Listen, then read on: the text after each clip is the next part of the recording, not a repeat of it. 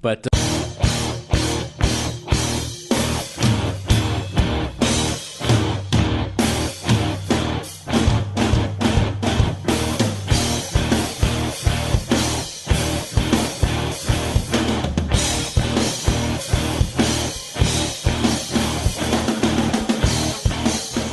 Okay, and welcome to episode number 132 of Killer POV. I'm your co-host, Rob Galuzzo from Blumhouse.com. With me is Elric Kane, Inside Horror. you can call me Rhubarb Pie. What do you want me to call you? Pie. Wait, when does Rhubarb something pie. expire? Like of something? Like when Oh, you're so- from I don't something? know. No, forever. I guess it's you forever. were forever You're right. branded. You could look it up and you would see it right now. Yeah. It's epic. Right. So it If you sticks with you Google It's still forever. there. Elric Kane, You'll forever. see Inside Horror. And Becca. Jump Cut. Becca and the Check Girl. You'll see her as a Check Girl. That was when they gave me so much makeup. It was Really? They yeah. put on... Oh, that's right. They put on makeup. That's we had so funny. this makeup girl there, and she always was put good. so much makeup on us. But yeah, it wasn't what I normally wear. So like Yeah, my yeah. mother would see it and be like, "You look kind of garish." So Yeah.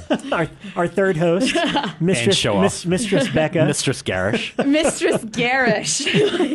Rebecca McKendry, editor-in-chief of Blumhouse.com. And our somebody guest else is sneaking walking in the nick of time. Did he bring us Chipotle? No, but you can eat all you want, sir. Us is... it depends how you view us. We're going to talk for a little while you eat. All right. But welcome, Brian Collins, back to the show. But you have to wear a headset You have this to, time. when we're done eating, you have to wear the headset and you have to talk directly into the mic. And You plus, do what we you have do. rhubarb pie. That's not even Chipotle. That's Taco Bell. Yeah. Thank you, sir. Holy He brought me smokes. soft taco. Wow, this is the best guest 'Cause I didn't ever. have dinner, and he's Bring a a good taco man. Bell to Elric. Oh, wow. He knew I Wow. didn't get the chance to eat dinner today. This is what a great guest. All you guests listening, future guests, bring no, food. If you bring Taco please Bell, bring us food. Feed us. Elric's Yeah, we happy. love food. Alrighty, so while our guest situates himself and gets ready, he's got a book that I'm very looking forward to talking about.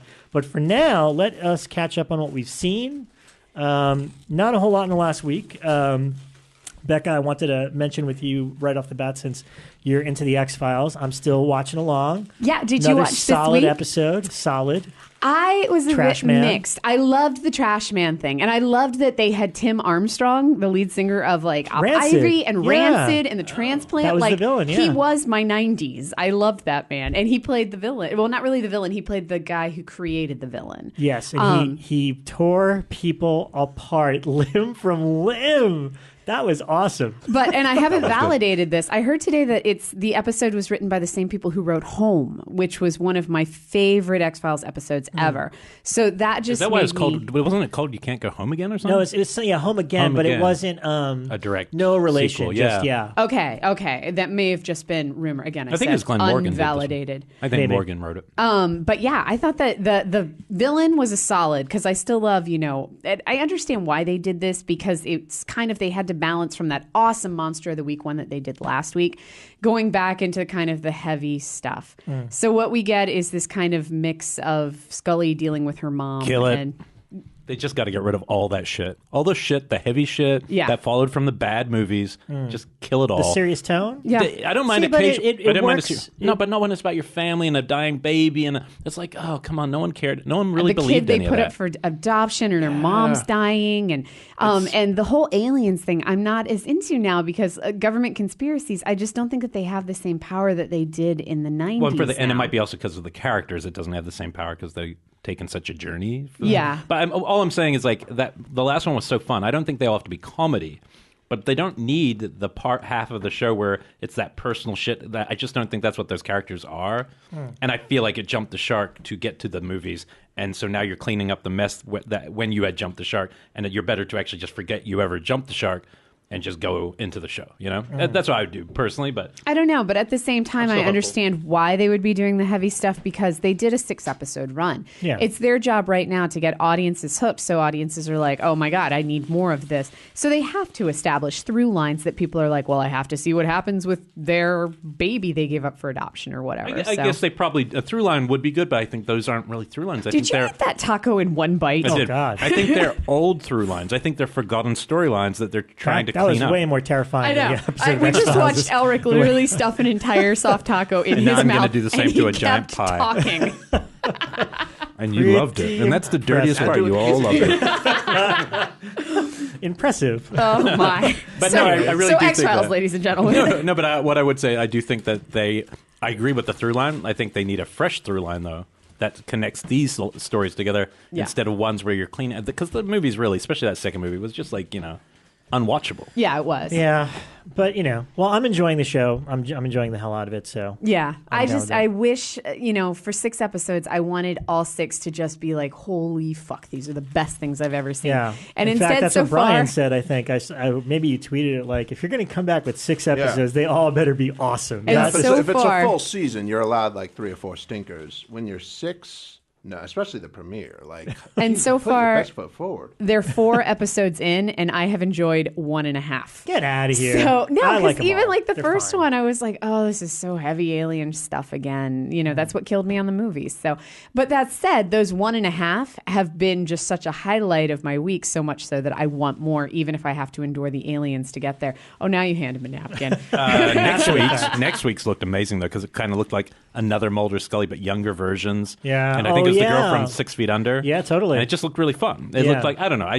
think he's better. Also, I think Duchovny now, he's changed so much as a character and as an actor that I think he's so much more fun to watch when he's light. Yeah. Otherwise, he's too much like other characters he's played since. If that makes sense. Yeah, no, totally. All right, enough X-Files. We got a book to talk What about Yeah. Star Trek?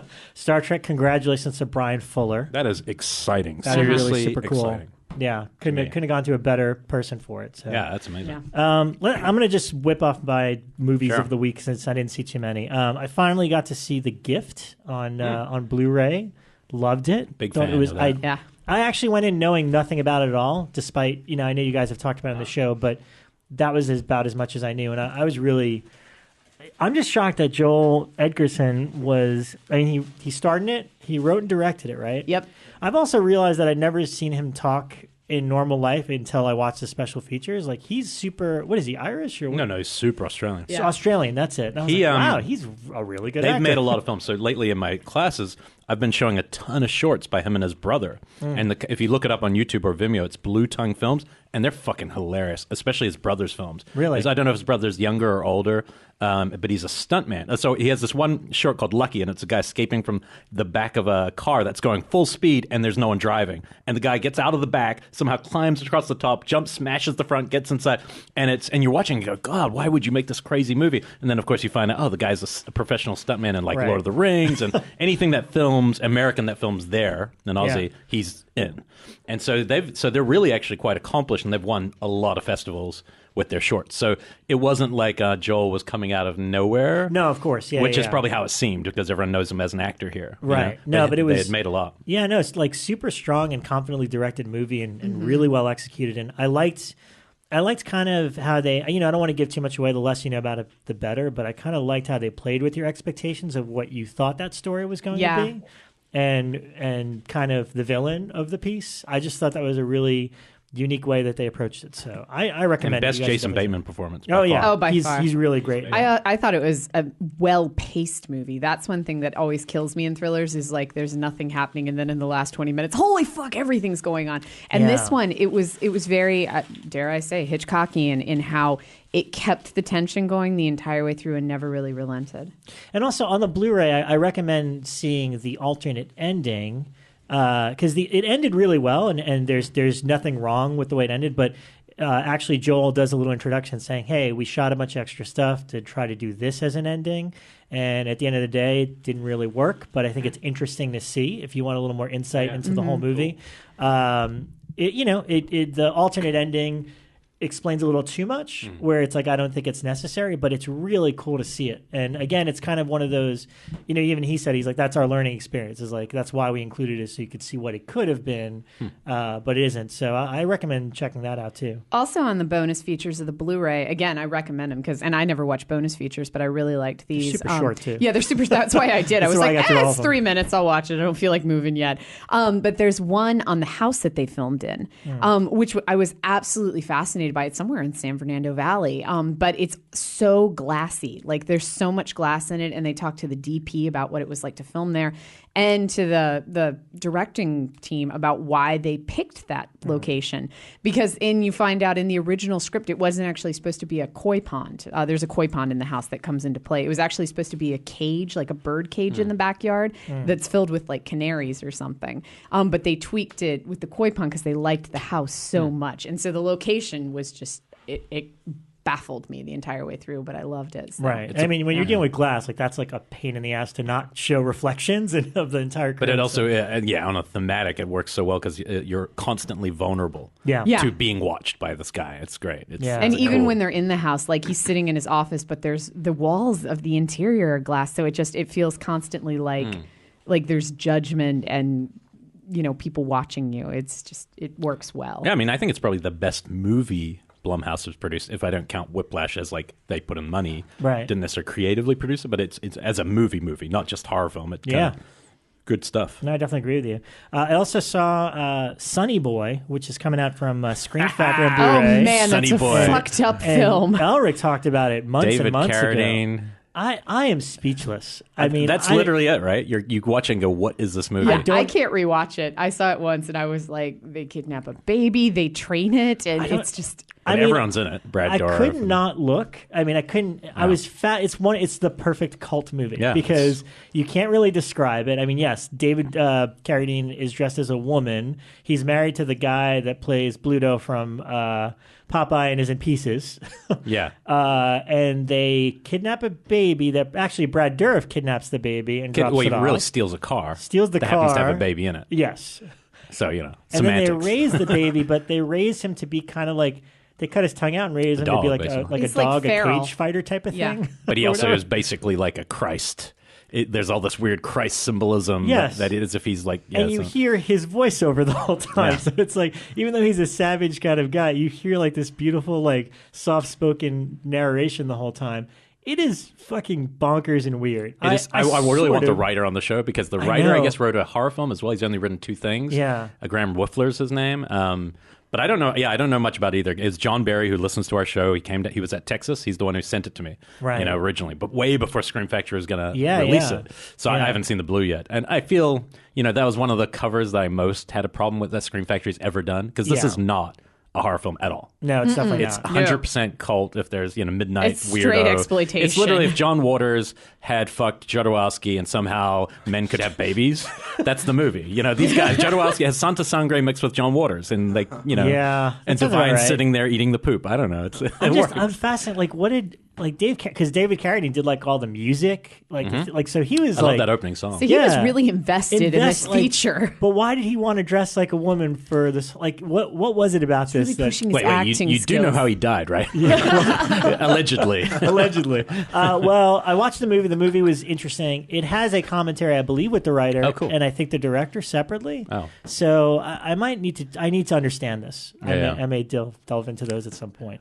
Last but not least, I watched the Hills Have Eyes remake and part What is 2. wrong with you? You just did Hills Have Eyes 1 and 2 last week. Yes, because I needed to see the whole thing. Passion of Rock. Thing going. Mind Ripper. He's got a thing going on the site. It's working here. I missed Mind Ripper. I forgot about that one. I'll have to go back and watch that. Back to work. Hills remake, I haven't seen it since it came out in 2006 in theaters, and I liked it then, although I remember...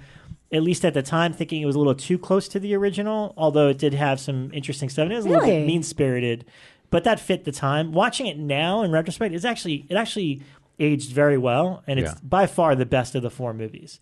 And having just rewatched Wes Craven's, it's a really good, much better version of that movie. It has some good casting, too. Casting's great. The actors are all great. The new, scarier designs of the mutants is kind of crazy. And, of course, Beast the dog once again prevails in the remake, although they didn't bring it back for part 2, which is a shame. Part 2 is awful. Awful. I like the original part 2 much more. Bold. And that's bold. The remake too. No, it's just a really nasty, mean-spirited movie. And the only things I remember about it are when it came out, a theater in Long Island, New York, accidentally showed it at a screening, the opening at a screening of The Last Mimsy.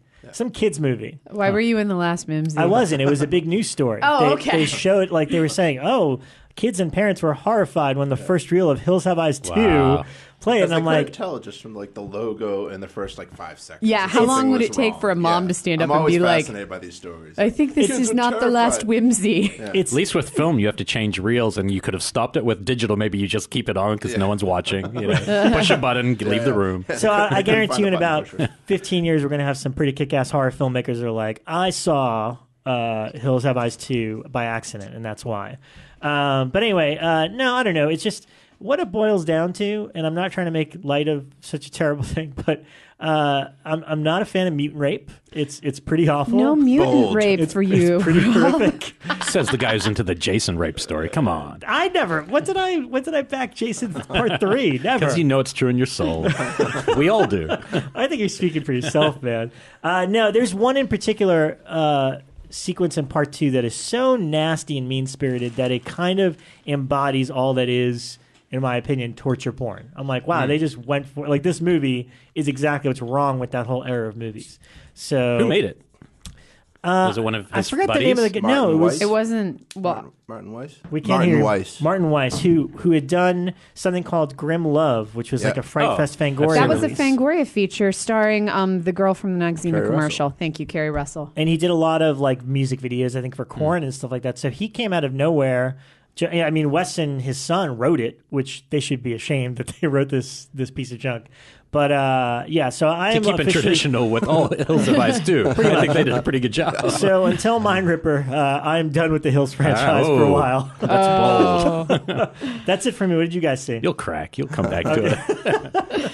I finally got to watch Crimson Peak, which I had not seen last year, which And is what why did it you was think? not on my top 10 list. I loved it.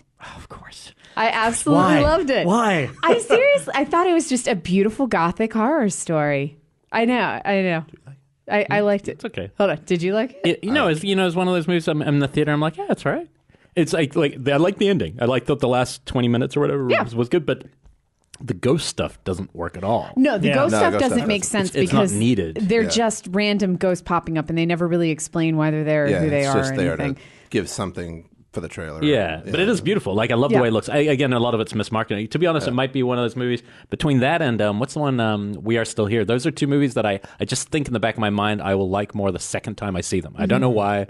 Maybe there's something between them that I will rewatch them. I've just been a big sucker for like gothic ghost stories always, and as soon as like, oh well, the house is falling apart and everyone's insane, Usher. I'm totally there. It's total Usher. Yeah, it's total Usher, and I love that. And so as soon as like they showed up and it's like the house is falling apart and the sister's obviously insane, I was like, oh, I don't care where it goes from here. I'm with this, and the fact that it looks so beautiful, I loved. And because I was also doing an article this week on my 10 favorite Mexican horror films, so I was watching a lot of Del Toro anyway, and I decided my favorite of all of them is Kronos, but it was just.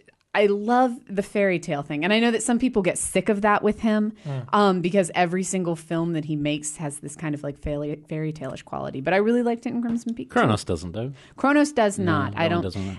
You know what? It kind of does. I'm going to go back on that now because it's this vampire thing, but it's this antiques dealer, and it still has this kind of like old lesson to be learned. It's not like kids' perspective. I think that's the thing. Sometimes it's that child. Yeah, it's not from the child's perspective. I mean, not that she's a exactly. child, but she's almost a child. Like she's like that young-looking woman. Yeah.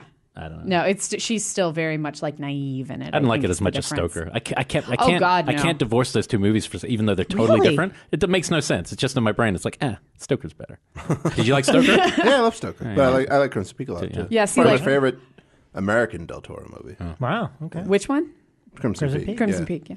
I don't even know why you would associate Stoker aside from the house. Just the girl. lead The actress girl, yeah. and the aesthetic. It is the lead girl. I didn't even make the They're connection. both very stylized. Yeah. Like Stoker's very stylized, but not in that same way. Yeah. Less expressive, but both. Yeah. No, I like. I like. And incest. Yes. And incest. And that's I like that element in both of them. Just fess up, Elric. just That's weird. why. Yeah. So, in addition to a ton of Mexican horror films that I watched this week, I will mention one.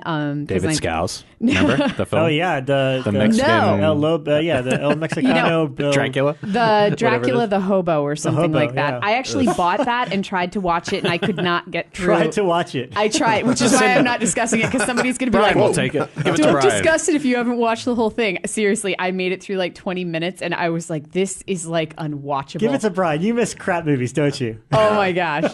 It's about to set this one, and it's not You the one have I'm to going to watch it on discuss POD. this Enjoy week. life now. It is about Shut him off now. I'll call him a drunken wino hobo who gets turned into a vampire. Well, now I'm back on board. Yeah, it's and it's exactly what it sounds like. So yeah, but the one that I want to discuss because I thought it was absolutely amazing is Poison for Fairies. Has anyone at this table I never seen even heard this? of that one. 1984. It is about two girls in a boarding school or parochial school or whatever they're called. And one of them is very shy and naive. And the other one is kind of ostracized by her classmates, but she's really loud and outspoken. And she is convinced that she is a witch and has special powers.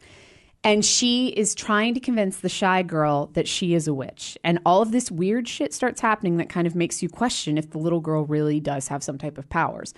But the other little girl starts believing her and decides to become kind of her assistant, her witchcraft assistant. And they start, the main girl starts having her do things. Like, you have to go get me this, or you have to give me a lock of your hair for this spell in order for it to work. And weird stuff's going on enough that you're kind of like with it. And then it just completely unravels and leading up to this like crazy ass ending. But the reason it's called Poison for Fairies is part of it is that she says that fairies are like the arch rivals of witches, and so they have to kill all these fairies, so they're constantly collecting poisons. That's true. It's true. Totally true. That's totally true. I'm from New Zealand. I know that. All lore and fairy tales. So fairies versus witches. But yeah, it is The underworld of its day. It's weird because I've never seen this before, but it popped up on a list when I was looking at like Mexican horror films that I needed to check out when I was curating this list, and somebody was like, "Oh, you have to see this one." And as many creepy kid movies as I had lists as I've made during my horror tenure, I have never seen this, and it is by far the creepiest kid movie I have ever seen. Wow. All So right. it's amazing. Sold. I'll be curious to see that list. I can't think of many besides the bigger budget Mexican films that we all know from the like kind of the new directors of that period. It's because a lot of their cinema is like narco cinema. It's cinema like that's made for nothing, and it's got guys with big trucks and drug cartels and stuff. So I'm curious to see what their horror. One of would the be. other ones that I found that was kind of like a wow, I've never even heard of this, was one called The Witch's Mirror. And it's just like a straight gothic fairy tale. I mean, like, it doesn't, like, a lot of the Mexican cinema, like, you're like, okay, well, it's got nuns in it, or, you know, it's got vampires and they're sexy. It's got, you know, you see some of these same tropes coming up over and over. But The Witch's Mirror, it's just a straight gothic tale about a man who murders his wife. A couple of years later, she comes out of a mirror and starts haunting him. And it's disturbing as shit. And it's in black, it's 60s, so it's in black and white, but the cinematography is gorgeous. And the effects are really cool. So, Woman, am I right? All right, what else? Anything else? There's a couple things. Elric. Let me lay this down on you. Lay it down. I saw Experimenter. I actually got a disc of it, but it just hit Blu-ray. It just hit Netflix streaming. It's Which one? It's called Experimenter. Remember I talked about the Stanford prison experiment a few weeks ago? This is the other famous social psychological experiment of the time, which was called Ash Milgram. And Michael Amareda made that movie Nausea from back in the black and white vampire tale a long time ago. Oh, yeah. You know, he's tends to be fairly esoteric and almost too art house to the point where you're like, what the fuck are you trying to say? And this one has elements, but this is actually pretty good movie. And it's basically the experiment that they did that was one of probably the most famous ever, which is you get put in a room with an electrical machine. There's another guy on the other side of in the other room you are administering electric shocks to, and as you progress, he gets the answers wrong. You're giving him stronger and stronger shocks to the point where you're hearing him scream, being told you have to still push the button, and these guys are all pushing buttons. It's like I think it's like about 1960, so it's like post World War II, but basically proving that Americans who, you know, are demonizing Nazis, of course, were capable of very similar with authority, like listening to authority and going through on these kind of tests. It's really an amazing experiment. Pretty good movie. It's oh God, what's the guy from The Killing season 3? Very famous actor who's married to Jake Gyllenhaal's sister. I can't remember his name, but you'll remember it. That's a deep web. I can't do that. Somebody deep will web. get it. But it's a good movie. It's pretty good, and it's on Netflix streaming. Not that horror-ish, but except for the experiment being dark and weird. I watched a film sent to me by Peter Skarsgård. Peter Skarsgård. He's really good. Brian Collins, man. He's a great actor. I love Peter Skarsgård. I love Brian Collins. He brought me tacos. Fuck Peter Skarsgård. I got a film sent to us by listeners of the show, Brian K. Williams and Scott Shermer. Scott Shermer is the director of the movie we gave a little bit of love to a couple years ago called Found. Oh, yeah. The Headless Connection. This one's called Harvest Lake. Very different movie. And it's one that they are just going out to festivals with. And it is it's an interesting movie, like especially for something that I can tell is probably very low budget, is pretty ambitious in its scale. It's people at a lake, very sexual, or maybe some of the sex stuff maybe lost me a little bit at times. They keep connecting to like a weird monster thing in the lake that like applies to all these different, they're all kind of different sexualities, and it's very kind of orgiastic, bizarre. Orgiastic. Yeah, What a it's great bizarre. That is a great It is good. word. I use it all the time after eating tacos. Tacos are my clam, especially if I'm drinking beer. But it's an interesting Orgiastic movie. tacos. It's it's maybe a little less my thing than Found. Weirdly enough, even though it's got a lot of the hallmarks of things I like, but I could see. I think it's got this weird nerve that I think people are going to dig. Has anyone seen Headless? Is that No, the and it's follow-up? directed by a different person. Okay. It's not Scott, but it's probably obviously part of their group or friends. Yeah. I have it, and it was sent to us by them. I still have a copy that's probably for all of us, Right. just sitting on my desk. I got to watch that. But what I like about these guys is they're being ambitious with their ideas. They're not just like phoning it in, doing, it's just another wood slasher. They're trying something different. And even when those moments maybe don't work, like a lot of the lowest budget indie stuff does sometimes, I'd rather see people trying that. You know what I mean? Kudos to those guys. That film is going to hopefully be at festivals soon. I showed last night a movie I hadn't seen since its re-release, and this movie, and you were talking about doing a double feature with it soon. I flipped seeing this movie again, Blood Simple. You watched it again? Why? Well, I had to show it to my class because we were doing Okay. thrillers and we'd just done westerns, and I'm like, this is the perfect.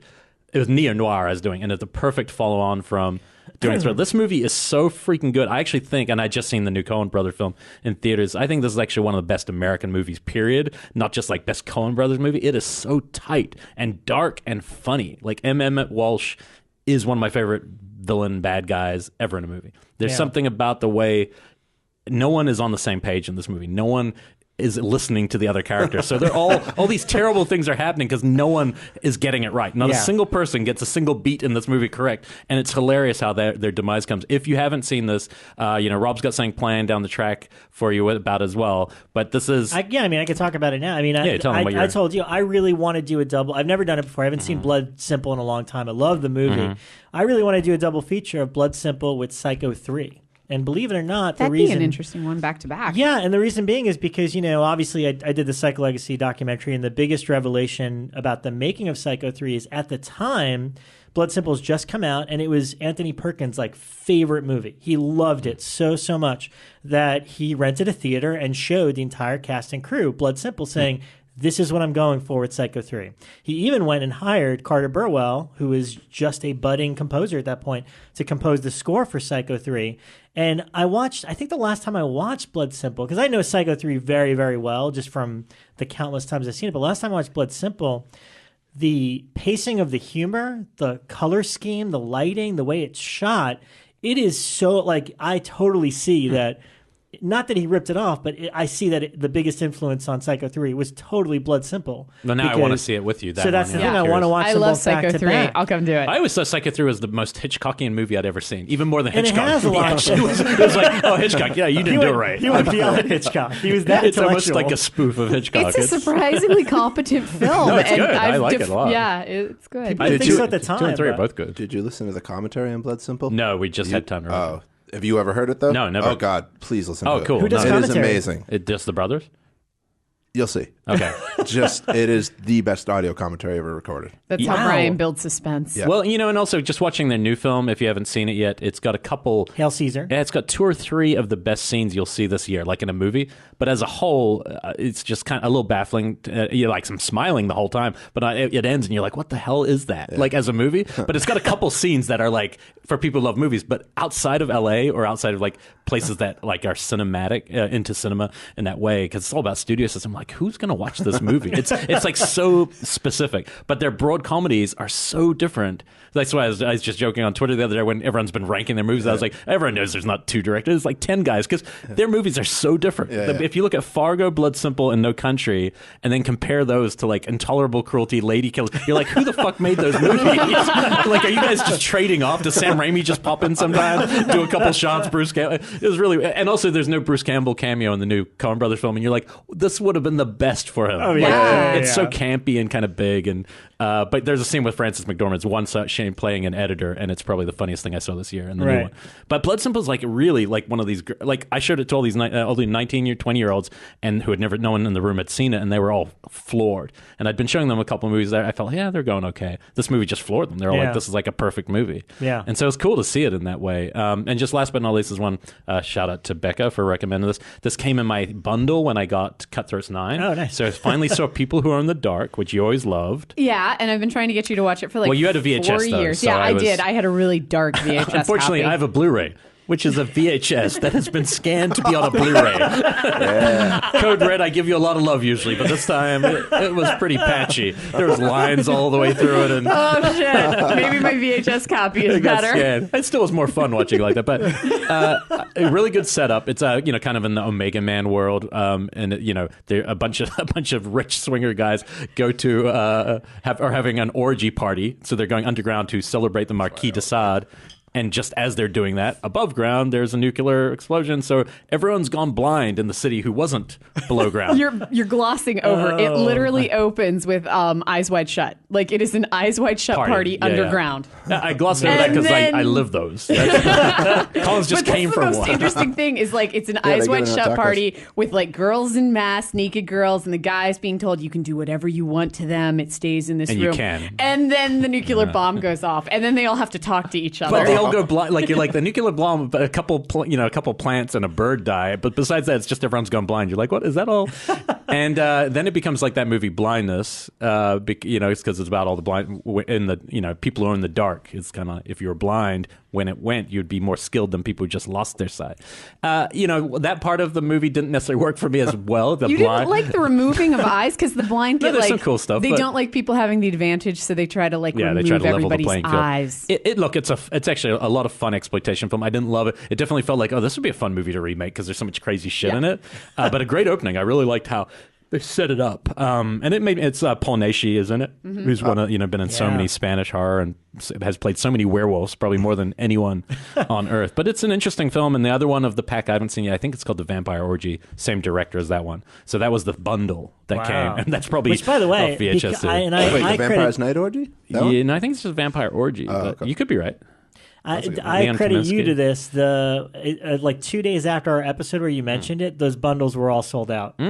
So, way Cool. to go! Way to Well, that go, was the Elric. cheaper way to do it. I'm telling Yeah, you. I know it Because was. by itself, Cutthroats was going for like $60. So. And on Monday, I ordered a used copy of Soul Survivor. Good, smart. I mean, Yep. I'll lend you mine anyway, but that one really, I'll borrow it. I'll She stand bought by. one. I Screw bought that. one. I Have kind you of seen want Soul my own. Survivor? The one that a lot of people said Final Destination, it follows, kind of riffs off. It's like 1981. Soul as in Oh, okay. I was S-O-L-E. thinking the thing with like Not Dean Koontz thing. Oh no, not that one. I was thinking, what's the one with Faith from Buffy? Not Faith. Jesus. I think I'm all that over is the Soul place. Eliza Dushku, Eliza right? Dushku, Oh, yeah, that's yeah, Soul yeah. Survivors. Oh, okay. That's Plural. what I'm like. What the? I was ready to walk out. It's almost embarrassing having him as a guest when we know I've seen so many bad movies and this guy comes in. come This rookie of. Oh, and lastly, did you see the Ash vs. Evil Dead Season 2 casting news today? I did not. They've officially cast Ted Raimi as his best friend from high school. Which fucking is time. wonderful. And Ash's dad is being played by Lee Majors. Whoa. What? Oh Pretty my good. gosh. And Sam Raimi's directing all of them. Yeah, right. He's never coming back. No, it's Aeocles or whatever from the Hercules show from New Zealand. That's funny. But yeah, so there's some fun stuff. Yeah. All right. Well, let's get to our guest here, who has patiently been waiting and eating tacos and drinking beer. And while you guys what are I'm introducing doing him, I'm going to slice that pie. oh, yeah, we got pie. Because I'm 9 months pregnant, sitting So you- in front of a rhubarb Pie and that pie. going, Gotta what go is for it. Fucking pie. Well, here's the thing. If you guys have listened to the show, then you know who Brian Collins is. If you know about horror journalism, But you know who shocked me. You Robert said he's been Brian on like Collins is. 5 times or something. Yes. I was like, I've I've only only been been here. on twice. But in the Twice. very Twice. no, more than twice, I think. Twice. The drunken debates and what Drunken was the other Debates. Debates He in was the on Slash episode, Jared. Slasher episode, Jared. I wasn't here for that, yeah. And you were on at least one solo, I thought, or no? I don't Maybe think not. so. I've always been No, with I somebody. thought those This is were the first only time. two. I think this All is right. the first time I've been I'm wrong. solo. Well, it wasn't 5, but you're right. He's been on more than anyone else, probably.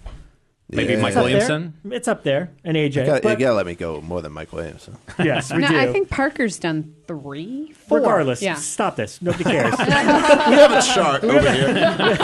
We have a chart, and we have we're limited on time. But anyway, Brian has been on the show before. He currently writes for Birth Movies Death, formerly Badass Digest, and before that he got his start at Bloody Disgusting. But what I guess you are primarily known for is horrormoviesaday.com, where for a consecutive 2,500 days you watched that many horror movies.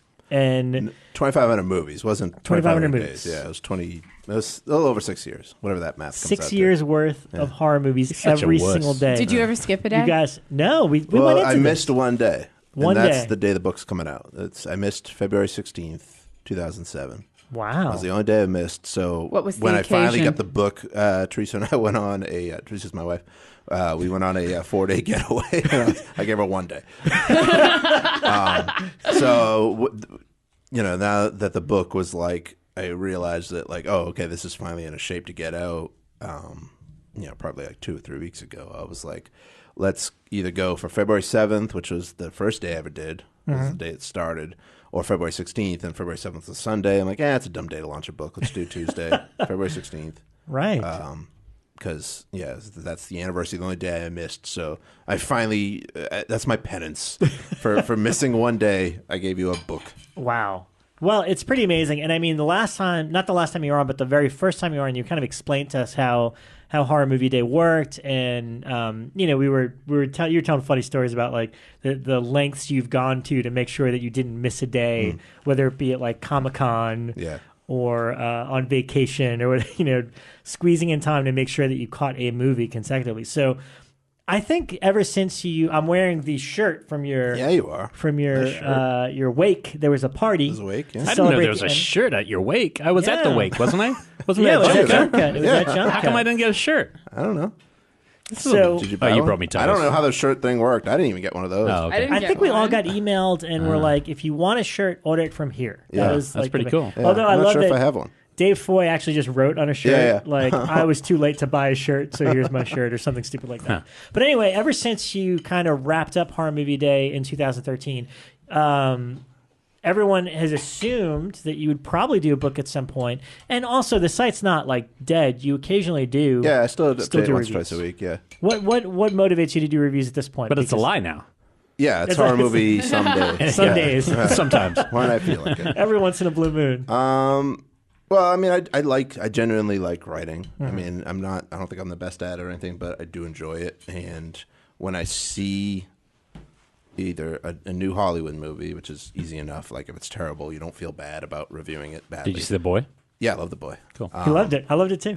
I like that. Or if you see like the cool like the sort of things you guys are just talking about, these little obscure movies, and it's just like, all right, if one person finds out about this movie because I took a half hour, an hour to write about it after I watched it anyway, then that's cool. Yeah, I think that's why we all do it. Yeah, so that's totally it. so it's easy to keep writing, and then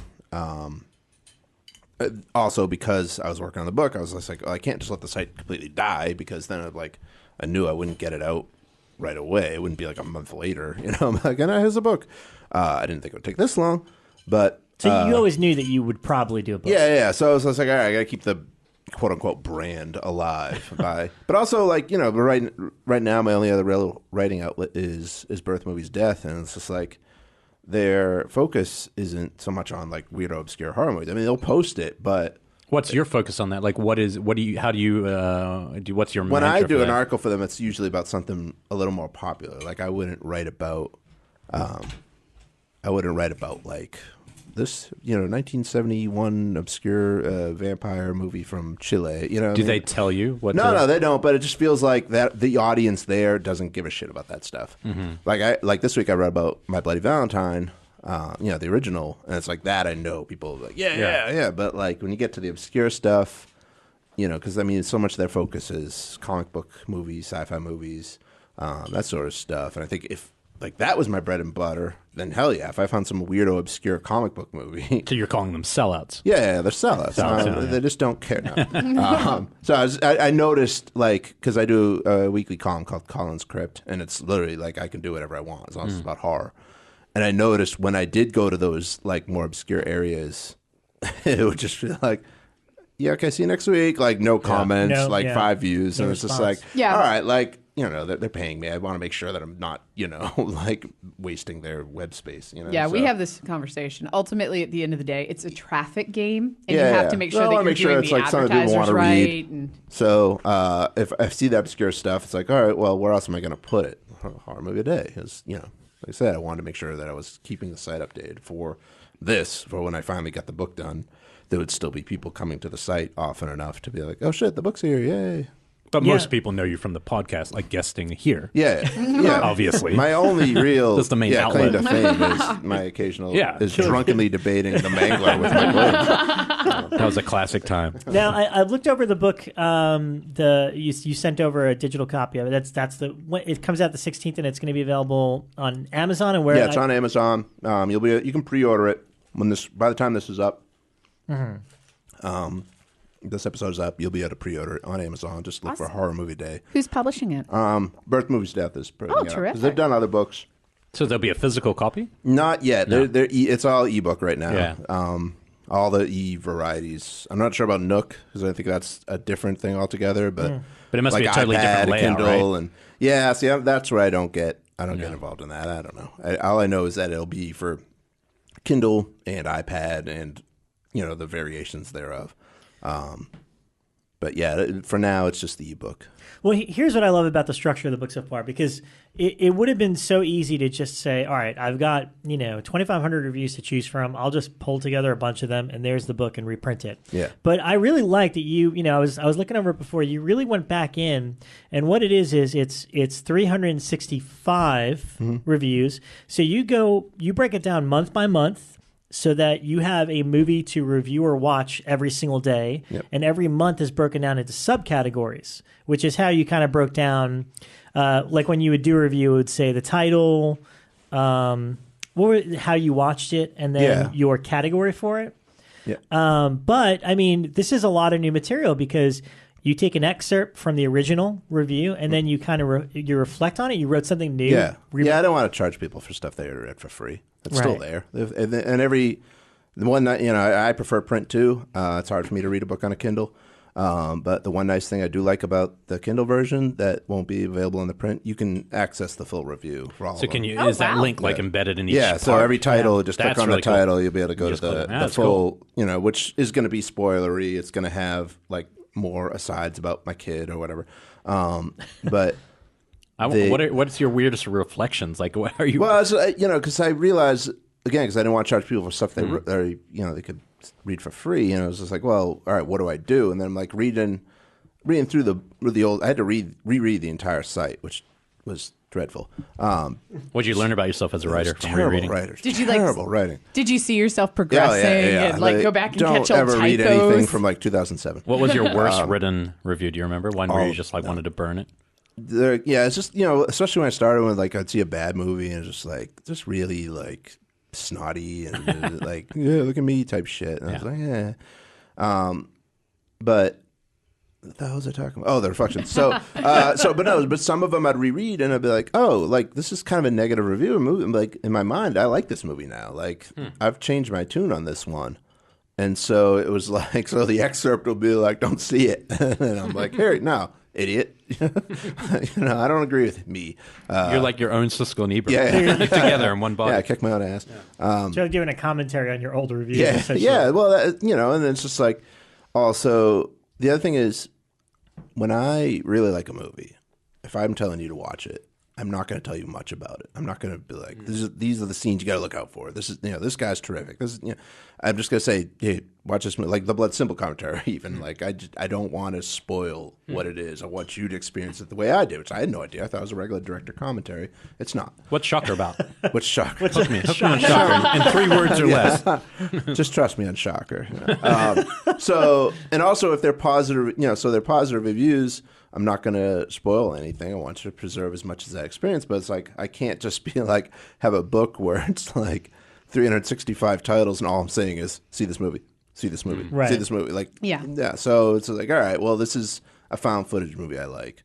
And here's the problem with found footage movies that aren't this, So it's just a launching pad for me to just riff on whatever, anything that kind of ties in. I mean, there's some stuff in there that's just me talking about how I don't get to play video games anymore. But that's a way to kind of retain the spirit of the site, because the site was a blog and it was my daily personal blog. It just happened to be all horror movie reviews. But it didn't stop me from being like, I was tired today. I had to do this, do that, blah, blah, blah. And then I had to go watch this piece of shit and then, get into it. So now that you never have to watch a piece of shit again, like back then you kind of felt like you had to for entertainment. Yeah, I only shut off one movie. So what do you do now? Like, will you ever watch those kind of movies just because you want to, or you? Nah, I mean, you avoid it? I've started a lot. I mean, if you look at my Twitter, I'll be like, now watching. Like, I think I started watching Tremors 5 or 4 or whatever number it is, and poor it's just like, dear. I'm no, sorry. this isn't. I had better things Life's to do. precious now. Yeah. So back in the day, it'd be like, great. Now I had to fucking finish watching Tremors 5, and maybe it's great. I don't know. I didn't. It wasn't grabbing me. Something came up that took me away from it, and I never felt compelled to go back. You had your Landis Joe Dante moment. There's a great story in history that those two would watch any movie, every They'd movie, go to see every movie. in the everything theaters, together, yeah. and they're sitting in a movie one day, and they just look over at each other and go, you know what? Life's too short. Let's get out of here. Let's go have a drink. And then after that, they change their viewing habits. Yeah, they never went back to the theaters. Yeah. No, but we've had that conversation in the Blumhouse office, how when we were in college, it was like we could watch anything and did. And now I look at movies like that and I go, you know what? I really have a lot to do Yeah, today. you just Yeah. get old. Streaming's changed As too. as you get older, it's like you have less patience for Yeah. things Well, that and you've you'd be got more no adventurous investment. about. Yeah, no There's investment. no at all. investment If you because rented you've already a movie, paid your freaking you went to money. the store. Yeah. They have Yeah. a physical copy of something sitting in your VCR that you have to rewind anyway at this point. And it's the only Might movie as well you watch have it. In that my night. whole life, I think the only movie I ever walked out of was because of a girl, and it was Men in Tights, the Robin Hood, and I wanted to stay. I had to leave. I was like, movie was great movie. No, I was hilarious. enjoying it. She left. I was 16 years old. Blame her. Her name's Claire, and she lives in New Zealand. Screw you, Claire. So I left. Bad taste in movies. You And know then what's funny? I don't think I ever rented a movie that I didn't like back when you were renting movies. Yeah. That I didn't watch. But with Netflix, it's like I'll watch 10 minutes and go, next. Yeah. Move on. Move 5 on. minutes of documentary. Yeah, because that sometimes, was the thing. Like, you go to the video store, you'd bring it home, Yeah, and it's like, physical. Or you just leave I'm it on, watching and this. it's just like, yeah, okay, and then you just grab your phone, or you grab your Kindle, or you grab anything, you know, and just start. And, it's just background noise, and so yeah, I don't see a lot of those. I do have to occasionally watch a movie that sucks because I'm paid to watch certain movies for a freelance job I do, and obviously I can't. Wait, different from that other one? Yeah. So I don't know how much allowed to talk about it. It's not anything interesting. It's, This sounds it's so- really it's for, CIA. it's, I was it's for gonna say Netflix. he's an it's for FBI. Netflix. I just don't Okay. know. It's the tagging thing. I don't know how much we're allowed to talk about what we do, but we have to watch those movies, good or bad. So those are the only ones I finish anymore. Like it was like, all right, well that was terrible, but You're being paid, so Yeah. it's different. Yeah. Well, you had Todd Farmer do the the forward, which I thought was really funny. I know you guys have been friends for a long time, and he often would. I mean, he says it in his forward, which I think is hilarious. Is that he would often go into pitches in Hollywood to execs and get the cliff notes of what he has to say from your reviews, which I think is hilarious. But what he keeps coming back to is the term "you're out of box thinking." And I don't know. I mean, I think some of your reviews are kind of, if you know who you are and you know your personality. I mean, this is what I always talk about when it comes to the web. What do people look for? I mean, everybody can regurgitate the same news or the same reviews, but what people really respond to is your personality. Like what, me and you are completely two different types of people. So we're going to talk about Halloween 4 totally different because we have different life yeah, experiences. I'm going to be right. Yeah. I'm going to be right Oh too, my. but that's the point. Next drunken debate. But I think that your reviews have your kind of personality in them, and I don't know. I think. I mean, what were you most surprised about going back? I mean, like, how did you even choose? And once you picked the monthly topic idea, was that how you whittled down the? No, 365, it was the other way. I basically reread the entire site and picked out every movie that I would ever recommend to people, and had I don't know, say I think it was 800 out of the 2,500. So Okay. a third of the movies were worth watching.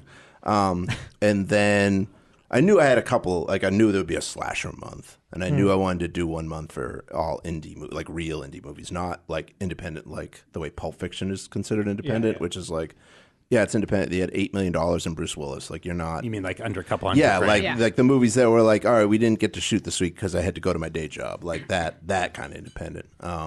So I wanted to do a month of those. I wanted to do a month of Killer Kids because I love Killer Kid movies. Other themes. Have you seen Poison for Fairies? I have not. I'm going to check that Gotta one check out. it out.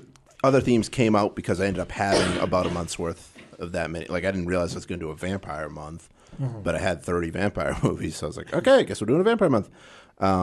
What's April? Do you know? April is like kind of quiet horror because I figure like they're all kind of tied to what's going on. Yeah, it's my birthday month, and I like quiet horror. You got Yeah, me, so you got I me say pegged. April's like March was Killer Kid month. May is batshit crazy horror month. So I was like, all right, I need something different. I'm like, let's go with like the more subtle horror because April's like a rainy month. A lot of places you're home more often. You want those like quieter movies that work better at home than they do say like. Is there a Ty West movie in there?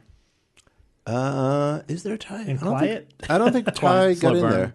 Okay. I'm trying to think. And now, were they mostly older in this, what you ended up using? Are they mostly the older films, or are some of them the contemporary stuff you've seen in the last few years? No, it's all the cutoff date was whatever the date was that I stopped. March 2013? 31st. Yeah, 2000. Yeah, because there've been a couple since that I was like, oh, I wish I could put that in there, but I was like the goal, the point I keep making throughout the book is like I watched a lot of shit. Not all of them were shit. They're hard to find now because the site's a mess. Here's the ones you should watch from that time. Did you learn anything like from watching so much and like forcing yourself to watch movies? Because sometimes I feel there'll be some weeks where I feel like I'm forcing it for the show. God. I mean, for you guys, obviously, Every right now week. with the show. Usually it's like stuff I want to watch, but occasionally I'll be like, I didn't get enough in this week. Let's watch a couple things, and you're kind of, and it kind of Do you cheapens understand that I it. watched Four Hills Have Eyes I know movies? you did. Yeah, Do you are. realize that how many articles do we write a passion. week, It's the Rob? passion. Yeah. A lot. But did you see anything about the way you enjoy movies, or even what you're interested about movies in the first place? I definitely came around on Japanese, well, all Asian horror actually. So I was not a fan of it before I started, but I had only seen a couple of like the J horror ones, like Japanese horror. I'm talking. This is, I think the term J horror kind of gets like kind of racist, but it's like how people describe like movies from China or Thailand and stuff too. J horror defines like a very clear style of film. Yeah, it's you're like the thinking art about- dread is what I've always heard Yeah. them referred as, where it's like a girl in long hair, like Girl, long creeping hair, downstairs. Yeah. So I still don't really care for those. I mean, I found a couple that I liked. They might be in the book. I forget now. But so that's the first chapters because I was like, I came around Asian horror and I realized that of all the different Asian countries, I really like Korean horror the most. Yeah. That's But I Rob's I bag. still don't know why. Like I can't put my finger exactly on what makes a Korean horror movie more appealing to me. Than, I feel like they're more American. That's part of it. Like Probably, because South Korea is more Americanized than Yeah. say Japan. Yeah, like I love the I like Japanese. North Korean horror. Those are the real. The ones we never get to see. No, I actually put an article up on the site today, a second one professing my love to Japanese horror, but I love them because they're so weird. So like Rampo and Rampo Noir and just all of these absolutely just crazy films. Tetsu and that director in general. Snake of June's really good. Snake of June's awesome. Tsukamoto. He's I just really love every interesting. Korean movie I watch. Like in 20 minutes, I'm like, oh, it's a revenge story. Okay. Yeah, they There are. is- They are. Like everyone. One Korean film that's kind of crazy that I absolutely love, Our Point. And I That's in thought there. it was I think Japanese that's in there. because it's got kind of those same tones. So I almost put it on the list. And when I was researching it, I was like, wait, this is Korean. Did you see one Wait, called it's The not Isle? Our Point. It's the other one from the same director. He made another movie that's very similar that I like better. than Okay. Our Point. I can't remember the name now. All right. Well, I wanted to bring this up because this is something that we've debated since the beginning of the show, and also we're looking for new topics, so this will help us. Oh, yeah. Cool. What I love is at the beginning of your book, you have a genre glossary. Yeah. Essentially, the tags and the stuff, the way that you define movies. And I always love this because I remember seeing you on Twitter. I was fighting people about how you'll review Aliens, but not Predator. Predator's because not horror. Predator's not horror. Although I argue that I think it is I think because it it's a is. monster. I know a lot of people do. I just don't. You don't To agree me, with it's an that? Arnold You don't- Schwarzenegger movie that has an alien instead of a big freaking drug dealer or something. Whatever. it Well, is if you're that placing fights. it on a video shelf, it would go in action, not Yeah. even sci-fi. And that's true. how I saw it. Yeah. And that's how I saw it. I think that's it's like, oh, there's a new Arnold Schwarzenegger movie. Let's watch it. Oh, it's an But in alien. order, this what time would it go? instead of drug dealer. Action, sci-fi, horror? Yeah. Action, horror, sci-fi. I'd say action, sci-fi, horror. Yeah, yeah. because alien. But everybody's like, no, it's a But I am slasher on Rob's movie. side overall. Like I do I think it's lump horror. it all kind of. Yeah, I But, mean, definitely those lines get blurred. I mean, there are going to be movies in the site that people are going to be like, what the hell? That's not. The director of one of them even once came at me. He's like, it's not horror. I'm like, it's about a serial killer, dude. Like, Which one was that? Which one? It's called Antibodies. It's from the guy that made. Oh yeah, the German film. that's a it's good one. Pandora. Yeah, and I liked it. I like that It's movie. like, it's not horror. I'm like, Screw you, man. I'm I covering think up my it's horse. horror. We're calling you out, sir. Do you want me to talk about it or not? Yeah. So I want to go through your genre glossary because I love it, and I love your. Again, this is part of your out of the box thinking and just Brian Collins' mind. And we'll rapid answer our favorite from each genre. Yeah, sure. Ready? Yeah. Get on your buzzer. First one is Alien. This is a movie where the threat is alien in nature. Attack of the Block is a good example. Species is not because so is a lab creation, not an alien. Oh. Species Look of at that. an alien movie. I'm going to Species go are and aliens, aren't they? see, I would definitely go Predator because it's my favorite film franchise. Brian's just going right back to his pie. Brian's eating his Nodding pie. head like, The best movie with whatever. an alien is called Alien. Yeah. And it's Yeah. simple Yeah. as that. Ideally, there would be that for every Killer Kids, the movie. Killer Kid the movie. I love this. Blank from Hell. Yeah. A sort of horror thriller blend where the antagonist is primarily characterized by their occupation. They were real big in the 90s. Hand That Rocks the Cradle, Unlawful Entry, etc. But not so much anymore. So I like that. The Blank from Hell. The babysitter, the Ice Cream Man. and the rocks the Cream Man, cradle. Yeah, Nice, that's a good one. I like that. There's some good Dr. ones. Giggles. I like Sleeping with the Enemy. Did Julia Roberts? one? My favorite is the Stepfather from Hell. Stepfather. The Yeah. Stepfather. Stepfather's Yeah, great. I think that was the Great one that one. like inspired the the Blank terror from Hell. category. Yeah. Crushed it. Then there's Breakdown, a movie that wouldn't happen if the car didn't break down. Well, that's the best one itself. Is Breakdown. Kurt Russell. Breakdown. One of the greats. Let's see, the car breaks down in a lot of horror Yeah, movies. it's not a movie where a car breaks down. It's because that happens in every horror movie. It's a movie where the action starts because the car breaks down. Yes, they occur at the inopportune moments during the situation. Does that happen in Wrong Turn? The first one? Yeah, they car get into a breaks car. Well, they get into a car crash. Yeah, they Same get deal. into a car wreck. Yeah, I can think of movies where that happens, like Yeah, like Reeker Friday and- 13th 2 and probably Yeah, some of yeah. the others 3. Yeah. Like the car breaks down when she's running away, but it's not a breakdown movie. Do you have like a subgenre where a car hits a bunch of motorbikes that are all in a row and they all fall and then Shelley drives away? Is that like it's a Yeah, and it's the best. That's Friday the 3. Shelley genre? I love this. Cannibal. And it's so simple. You're like, movies featuring cannibalism as a primary story element. That's it. Wow.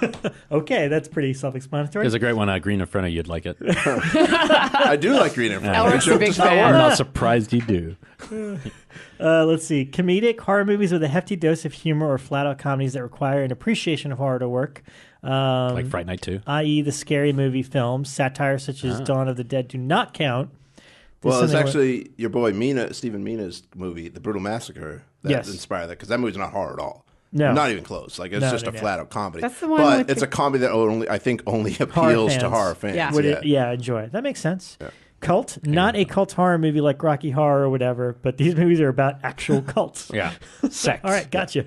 Sex. Sex, but not sex. Let's see, ghosts, movies of paranormal entities that have a significant presence. Witchboard, for example, is not a ghost movie, even though it's about a dead kid, because you will never see him as a specter.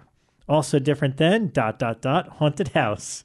Movies where the presence is tied to a specific location, i.e., if the characters leave, they'll be okay. I have to argue the witchboard thing because wouldn't Mal Fedor, the old guy, Because that's isn't why he a ghost? Because he's a supernatural presence. But isn't that a ghost? Is he a ghost? Yeah. I don't remember. He's a ghost in it. But was Wait, he a you- dead character that they knew as a human? No, they never knew him as a See? human. Yeah, so that's the but difference. they established that he is an evil supernatural presence, i.e., a ghost, and then he appears. When I'm talking about ghosts, I'm talking about movies where it's like this person died and they came back as a ghost, like within the movie. Okay. Yes, this is very, very specific.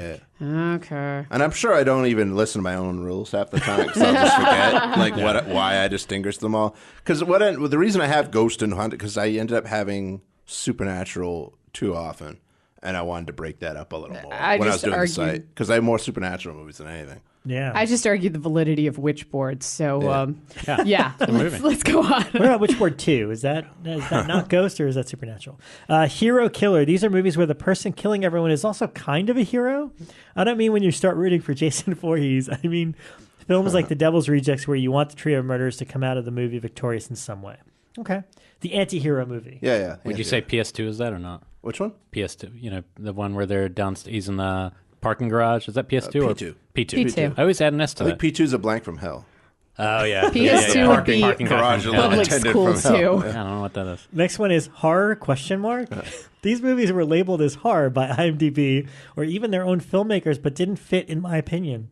The line between horror and thriller is often blurred, but in these cases, I'd usually prefer to call them weird dramas or something. Bug was my Or favorite something. one of those. Yeah, Bug. Bug. Okay, Yeah, that's a good that's a one. weird Well, drama. Sunny Boy is a exactly weird that. drama. Yeah, Where that it would gets fall lumped in. in, I but think it the doesn't. baby, which is in the book, Yeah, I think yeah, I put yeah. that in that. It's not played for scares or whatever. It's just kind of in that. It's just weird. Because people didn't know where else to put it. Which is another I actually have weird as well. So Killer Kid, a movie where the villain or villains is 18 or under, preferably way under. Do you have a favorite Killer Kid film? There's so many. well, Yeah. obviously Kathy's Curse is Kat- Oh yeah, but And that's the gem discovery. Orphan is I really like Orphan. that's a lot. actually a really good Yeah. twist. Yeah. That movie. What's the birthday one? Bloody Birthday. Bloody Birthday. Bloody big fan Birthday. of. I still haven't seen that one, but I know it. Yeah, those. I mean, there aren't many that I don't like. I Yeah. tend to really get it. But I talk about. If you don't like when I talk about my baby, if you just skip March, because March is the Killer Kid month, and I think I keep going back to my baby every freaking entry. 'Cause it's just kind of unavoidable. And I'm just like, because these movies always kind of made me laugh. And now I'm like, I can't watch this and laugh. Like I can't. Yeah. Like the one I thought of was The Children, which is like the old Troma movie, or at least the Troma release. Yeah, it's I don't know. Spanish I don't or know. something, If, I think. Yeah, I don't know if they actually made it. I can't remember now. Has a Harry Manfredini score. Yeah. But that's the one with like the zombie kids that if they hug you, you die. Like you kind of like burn up, and so the solution is to cut their hands off. And when I my saw that, I'm like, this is great. And now I'm like, oh God, no! What are you doing to these poor children? That's funny. So like my becoming a dad like kind of changed how I look at some of these. I mean, Kathy's Curse is still amazing, but some of the other ones, I'm like, all right, I don't know if I'm ever going to watch this again, but you should. Wow. Kathy's Curse is a pretty amazing movie. I got to say, when I got to see that for the first time in that all nighter, it was really good. Did you like Sinister 2 or not? Wasn't too. I mean, it was all right, but You I like didn't one? think it was. Yeah, one I liked a lot. Killer Kids. But his first movie, Citadel, is in the book. Oh, it's amazing. Yeah. But then Citadel's technically really they're not kids, right? They're like Morlock things. Yeah. Who the hell knows Well, what they I are? mean- They are like kids, though. One thing I get into a lot that annoys me is when you get pedantic about that. Yeah. Not annoyed with you, but like when people like inadvertently kind of spoil the movie in a way. Right. Like we just mentioned one, in fact, Yeah. and people are like, "That's not a Killer Kid movie," because it's like, fuck you. Like you're Yeah. supposed to think it is. It's Yeah, using it's the part of the language story, of that. Yeah. So don't tell people it's not, because then you're ruining their enjoyment. Well, The Brood, Yeah. that's a perfect example. So it's like if it has the language of that, Mm-hmm. and clearly there's an intent to make you think it's that, then I count it as one. I would still For call The your Brood a own. Killer Kids movie. Yeah, Brood counts, I think. They're kids. They're Yeah, kids. they're kids. They Yeah, bought totally. them snowsuits Yeah. and pajamas. They're kids. Yeah. Let's see. Mad Scientist, a movie where there might be a monster of some sort, but the scientist who created it is just as much or even more of a villain. Pretty The self-explanatory. Invisible Man. Johnny Depp. Johnny Depp. Johnny, good lord. What is Universal I doing? don't even really? know. I mean, Tom Cruise and The Mummy, and now this. Yeah, they're going to be big action movies again. Yeah. They already did. just We already don't- went this way. Come on, guys. All right.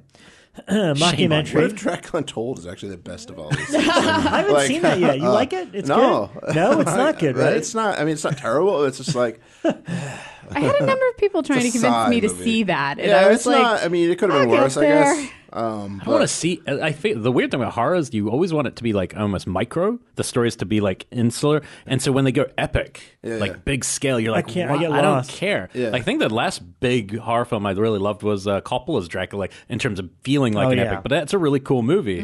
But yeah, I don't know. It's just the epic scale doesn't work for horror at all. I really. agree. I agree. And actually, it was funny. I was just asking Brian about the Resident Evil franchise because yeah. because I will buy anything in 3D just because it'll look cool. So I bought one and I was like, Brian, which one is this? And he's like, that's the last one. And I was like, oh God. shit, I'm at part 5 already. So I went back and First one's bought good. I liked it. all the goddamn Resident Evil movies. wow. That's Because I I'm like, really just I let might you as well do watch them horror. all, and then I'll write some sort of commentary about them. Oh man, Just so I can get to the 3D ones. you're never going to It's the survive this sorriest job. series. I mean, it's like when you rank a Resident Evil movie, you're really doing nothing. Yeah. It's like, I know. Rob's brain is going to be goo. it's not like if after you his rank like, the first Friday year the here. 13th, you know you're going from like quality to Well, bad. You're just going from Resident Evil quality to Resident Evil quality. Yeah. They're all interchangeable. Just like first one fine. No, they're isn't- not. No, the It's first- no better than any of the Okay, sequels. wait, I The haven't- the only three one is I've the seen. only I one. haven't seen Three it since I comes was, like, in below 18. that low bar. Which one's in Vegas? They're like It's like three, 4, yeah. 3, Three? yeah. Well, I'm going to Which watch is them sad 'cause all. that's Russell Mulcahy. it has the That's- Final Destination girl in it. Yeah. But I find it hilarious because I threw on whatever the last one was, and there was a preview for after the fourth one. I think it goes. Is it It's either Retribution or Afterlife. I can't remember the order. Yeah. Retribution is the one that I bought, which is the 5th one. Afterlife is part 4, but there was a preview for part 4 in 3D. The other thing, and I started laughing because there's a shot in 3D that I just remember when you saw it in theaters, you told me, like, yeah, there's a part where they're like falling backwards and shooting, and some guy in the theater's like, what the fuck are they shooting at?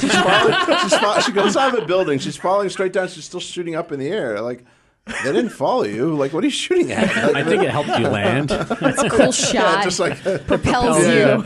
But anyway, that was in the trailer in 3D, and I laughed out loud because I thought of your theatrical going experience. Which ones of those were directed by Paul Anderson? 1, 4, and 5.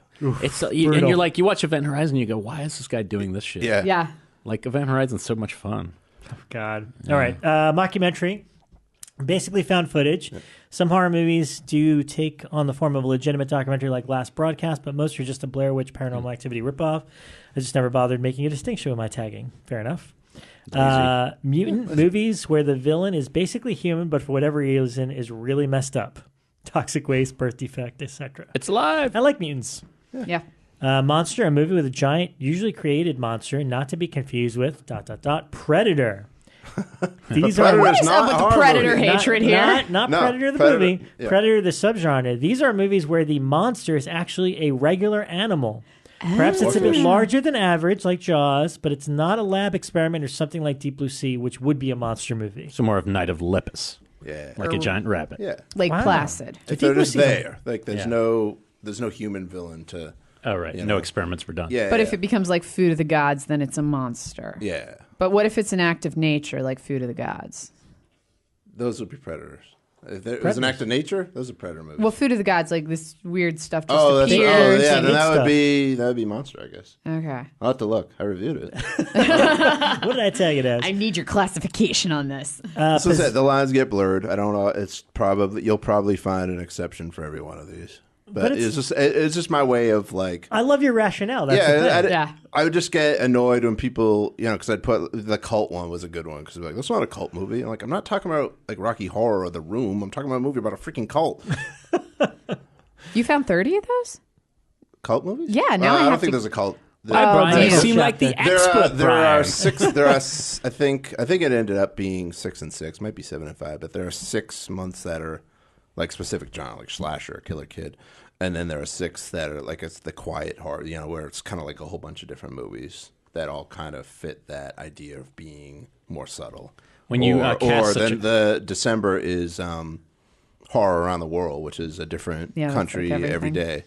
So those could be anything. Yeah. Copied our trivia round Yeah. back in the day. When you cast Trivia that comes wide, up a lot. it does. When you cast that wide a net, so you're seeing just anything. It could be shit. Yeah. What were some of the best discoveries in some of the genres? Like, say, in slasher, was there a discovery of something that most people aren't watching because it's not usually on the shelf that you found? People are always looking for that. Well, I mean, there's Cold Prey. Yeah, I still haven't seen it, but I know it. Yeah, I know. Yeah, so good. That's the same director as Stone Cold, or no? No. No, it's Roar Udhog who just got announced to be. He's going to do the new Tomb Raider movie, and he has a movie coming out called The Wave, which is like a disaster movie kind of thing. I don't think he's made another horror movie. He seems like one of those guys that's like, all right, I made my horror movie. Now I'm going to go do, action and stuff. That always comes up on my Amazon recommendation Cold list. Prey, and the sequel's Halloween 2. Basically, it's the survivors from the first movie. They get taken to the hospital, and they take the killer there too. He comes back up and he wipes out the hospital. That's And amazing. I I gotta watch this actually right think now. it's a better movie than Halloween 2. Is it on Netflix? I'm not sure. Scream Factory, I think it was when they were still Shout Factory. I think it was before the Scream Factory label. Maybe not. I can't remember. But they did the sequel. Anchor Bay put out the first one. And there's a third one that I haven't seen yet. That's like a prequel, and I hear it's bad. But that hasn't come out in the U.S. yet. Because they're from, I want to say Norway. Yeah. I have discs. I think of the first 2 somewhere. I got to dig them up though. Let's see. Where did we leave off? Double feature. But then I also found an older, like a pre-Black Christmas movie that's really kind of a slasher called The House That Screamed. And it's from the same director as Who Can Kill a Child, which is also in the book. It's Oh, it's the one with the females in the orphanage, kind of. They're in a school, and then there's a And slasher. it's- Yeah, I saw that too. there's definitely like a psycho influence on it. But it's actually a really feels nicely more made like movie. a slasher, yeah. So that's in there. I think that's like, I mean, people always go, Halloween's the first slasher, and then somebody like, no, Black Christmas is like, I think this might be the first. Yeah, like, that one, and it's if also you watch it, Argento-ish, which Yeah. but way before Argento. 13 women, 1920s. First slasher. Have you seen 13 Blood and women, Lace one yet? picking them Which off. one? Blood and Lace. Yeah. Screenbacker put that out. Yeah. Yeah, and that's Pretty wild. That's pretty Bloodless, giallo. Yeah. Let's see. We left off at possession, movies where a good person gets turned into a bad person due to supernatural powers, a ghost, witchcraft, etc. The key idea like is the that these name of this people can round. be cured and return to normal. But Okay. possession is not a possession. I believe movie. it. Not yeah, possession. yeah. I mean, it Not could your be. No one possession. knows. Yeah. Even the director doesn't know. Is repossessed in there though? Post-apocalyptic movies where the world, or at least the part of it that the film concerns, has gone to shit and civilization is no longer possible. To use the Romero Dead series as God, I'd put Day of the Dead at the first fully post-apocalyptic entry. The apocalypse was just the beginning to encroach in night and in dawn, and they still had TV broadcasts and such. So Dawn of the Dead era kind of apocalypse world fits in post-apocalyptic. Okay. Psychological Is he movies where running the the book? horror. Is he going to run the whole book, or No, these are just his. These are his No, yeah, tags. just There's a teasing. lot of book, man. It's a lot of good stuff here. The book would be 1,100 pages if printed out. Wow. Wow. So you're getting a good deal for $5. All right. Well, I'll skip slasher movies that are awesome. No, okay. The movies that involve a killer are usually masked. Often a group of friends, preferably in one location at school, the woods, etc. Let's see. Technology where the villain is a robot or computer or a video game. Kind of like Deadly that. Friend? Deadly Friend. Stay alive. Skip over to weird movies that are bizarre, feature wonky dialogue or characters that act like aliens impersonating humans. Oh, what, That sort what's of thing. Did you what are some of seriously those? include Stay Alive? I don't think Stay Alive. Okay. I do like Stay Alive, but it's not in there. Seriously. What are some from that last round though? Weird would be like The Baby, Uh-huh.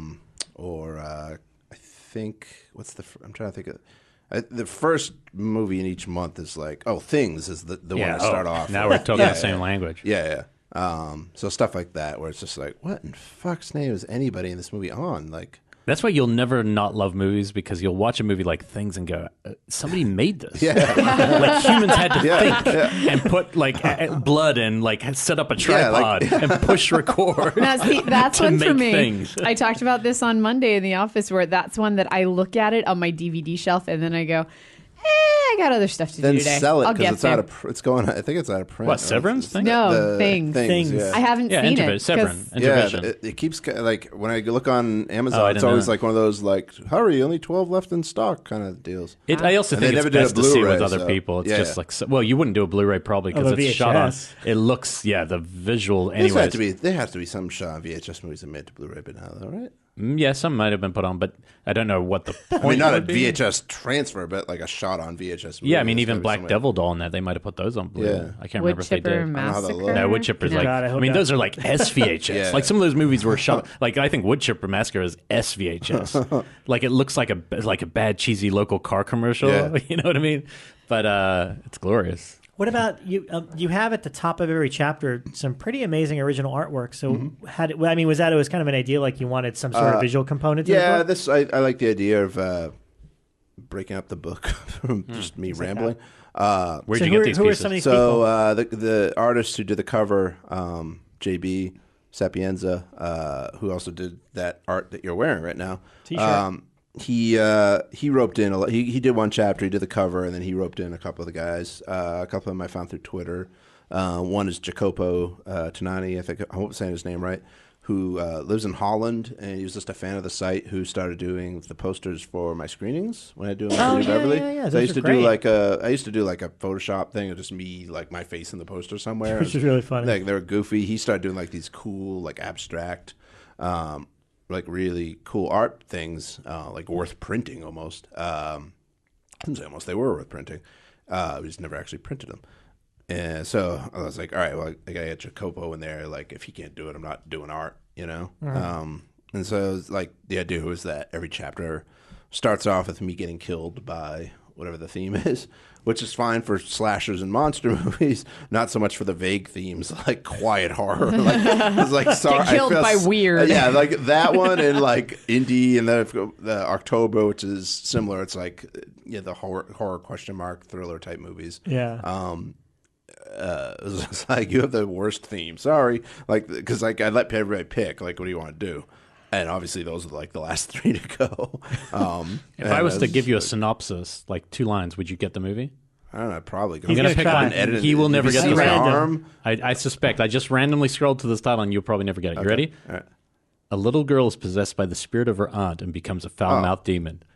That's Kathy Scarf. Oh my God, he got it! Hey! So is the wrist? He has a brace on his wrist. Yeah, Is a this- wrist and a hot pad. Yeah, I because was wondering, spent is all that some weekend carpal? formatting. Yeah, and all like Sunday night, I think I just went to like answer a text or something. All of a sudden, I was like, Oh my like God. my thumb would just like not move the way I was wanting it to move. Suffering for the book. Yeah, Wow, because that's like hardcore. Kindle is just like I'm going through, checking the formatting and making sure every header looked right and that there wasn't like a weird return anywhere. Because like this is all on me. We don't have anybody to do this. So it's literally, and I said it's 1,100 pages or whatever, swiping through the entire goddamn book, and it's just like that. Where's your wrist out? And that's you're not supposed to do that. It's like basically the same as texting for He was on 4 or Tinder. 5 hours. Yeah, it's totally yeah, on Tinder. I'm swiping Tinder. right on everyone. Finger injury. Desperate. 1,100 people later. Well, let me ask you, because this is the sort of book, you know, as horror fans ourselves and as people that listen to this, I love reference books. I love having them on my shelf. There's just something about picking up a book, you know, Fangoria's 101 movies you never heard of. I still Even love though that book. You just skim through, and there's just something about listing movies that gets you, you know? And I think for a lot of our listeners, this is going to be one of those books where they're going to discover a lot of gems. It's the reason they listen to our show. It's got that kind of stuff. What are some of your favorites of those type of books? Because I assume you also have them on your shelf. Some of these, like, you know, horror reference The books. one I had, was it John Stanley, the Creature Features? Is the one I had when I was like 15, like really getting into horror, 16. Alan Jones put out one I actually recommend in the book because, like, I just wanted to be stressed. This is not a beginner horror book. Like, there are no famous movies in here. The most famous movie is Orphan. Like, that's to me, that was like selling out, putting that in, because I wanted it like to be obscure stuff, foreign stuff, indie stuff. Like, I didn't want to be like, yeah, you know, you guys should watch The Exorcist. Like, you know that. Like, you know, so I didn't want to do one of those because no one needs me to tell them to watch The Exorcist. So I recommend Alan Jones' book. I think it's called The Rough Guide to Horror, and that's a really good one. It's got Pinhead on the cover. It's like a square shape. I mean, like I enjoyed it, and I had already seen every movie in the book. Like, but you know, I only read it a few years ago. I'm like, this is good. Like, I wish I had this when I was 14 or something. Yeah.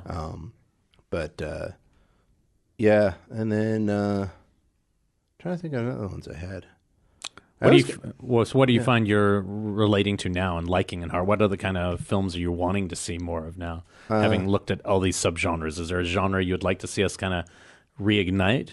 I'm always up for more killer kids and slash. I wrote a thing last week or the week before about how I just really want more slasher movies. I don't see why the genre is like this weird niche thing that comes out every now and then and feels like. Well, it costs $100 million to make one, so Yeah. you know, come on, you gotta put a lot of effort into that. I guess. And I really, you know, I talk about this in the book too.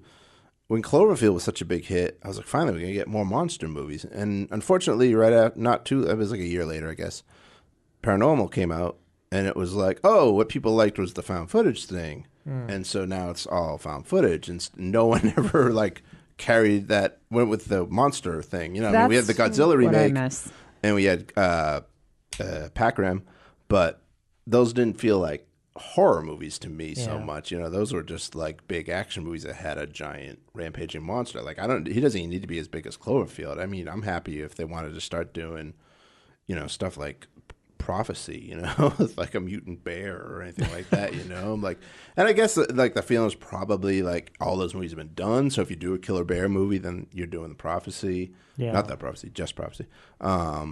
I have an article going up on the site in a couple of weeks whenever I get it done, probably once I'm on maternity leave, about why there's no monster movies now in this market. Yeah. And I've got a couple of different theories on it. But yeah, I don't think that everything's been done. I think it's that budgets have been slashed to the point that practical or a decent digital monster just becomes too expensive to do. Yeah, because then you got to do PG-13 to make sure that it could possibly make its money back, and then it just doesn't happen. Yeah, what would be the new unique way to approach it? I mean, that's what I loved about Cloverfield is I thought it was unique not only to the found footage genre but to monster movies. They were kind of breaking a lot of ground with that one movie. Let's hold on. There is one great monster movie made of that classic scale, which is The Host. The Host. Host, by yeah. far, Of the last like 10 years, like Yeah. that, because it hits all those beats. Yeah. Yeah. And I mean, it's and- less horror in a way. It becomes almost like comical satire, Yeah. but it's still It got still has some it has scary some good moments. stuff, yeah. So yeah, but that I is mean, like same with slashers. There's been a couple, Yeah. coming out, but it never hit that wave status. Like I want to get sick of them again. Like I want to be. Well, I feel like so your many next of those. almost could have reignited, but then also it's not really a slasher movie No, because there's it's not. intent. Yeah. There's intent to inherit money or whatever your And I think backstory. an important thing of a slasher is that there's a period of time where they're not running. They're not aware that they're in danger. They want to go off and like have a fun. setup. now. Yeah, Did you yeah. like Christie?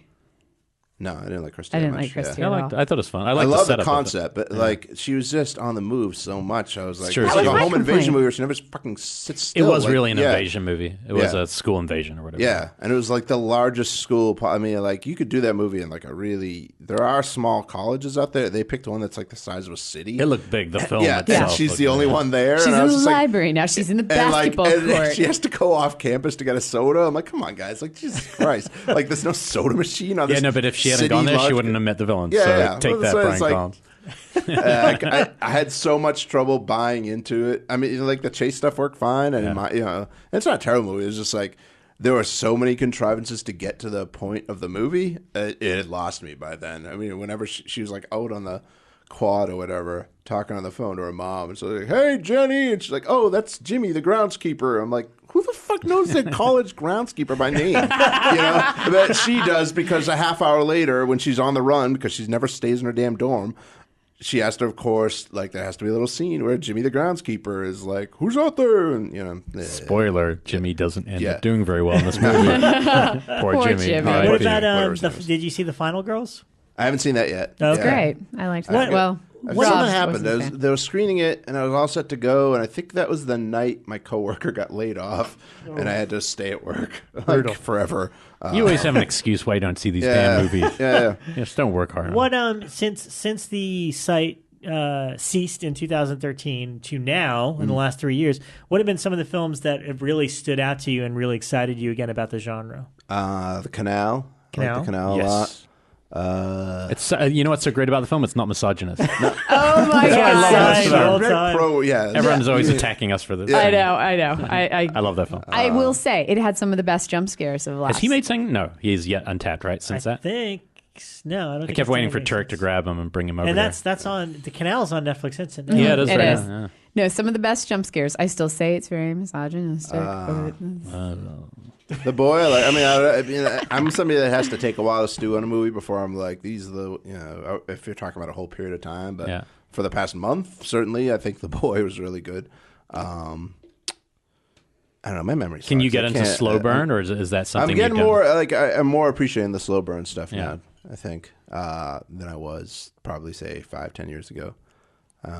when House of the Devil or something first started. Yeah, let's see. I like House of the Devil. Like I think I was one of the ones that's like it's probably 5 or 10 minutes too slow. Like get to that part 5-10 minutes sooner, and you have a classic. Like I think now it'd probably be okay with where it finally turns. Yeah. And I liked what did he do after Innkeepers? Innkeeper. After that, what did he do? Sacrament? So it was Sacrament? Sacrament. The next one. I like that a lot. Innkeepers. No, after Innkeepers. Innkeepers, Yeah. yeah, Sacrament. Yeah, Sacrament I liked a lot. And what about TV stuff? Have you been? Have you had the time to delve into TV now that you don't do horror movies? Yeah, I do. I mean, I don't think I watched more than I did then, but I know you're a big Hannibal fan. yeah, I liked obviously, Hannibal a lot. And I ended up liking Scream Queens. I didn't like it at first. I thought I was just like, Jesus Christ.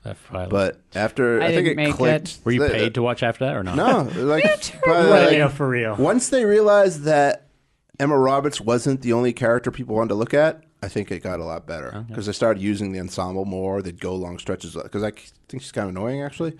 I'm not a fan, And but she you was wait, like front and February. center. Yeah. Yeah, She proved me wrong in that Oh, movie. she's February. great in that. February's That's like true. one of the best films coming up this year. Where did you see that? It was Beyond Fest. No, I didn't, but yeah, Oh, you did. I saw I it saw like it a couple Beyond weeks Fest. ago. I think it was like whatever a screening for their friends or Yeah, something. that's coming out in See that April, one. I think, Randomly this done. year. It's Yeah. a really great film, and you know, The Witch and The Invitation, all Witch, these yeah. interesting movies coming out. Did you you see like the Scream series? Because I liked it. yeah, Scream's On pretty TV? good. I'm disappointed that I thought it was gonna be an anthology. I thought they were gonna go that route, like American per Horror season? Story. Yeah. So I was kind of dismayed by the finale. Like the only person that dies in the finale is like some random friend of a friend guy who's like in the bathroom and just like they find his body just to get a death in there. Besides the the sheriff or whoever it was. Oh, so it's going to just continue from there next Yeah. year. Yeah, so then they with set up recurring like characters.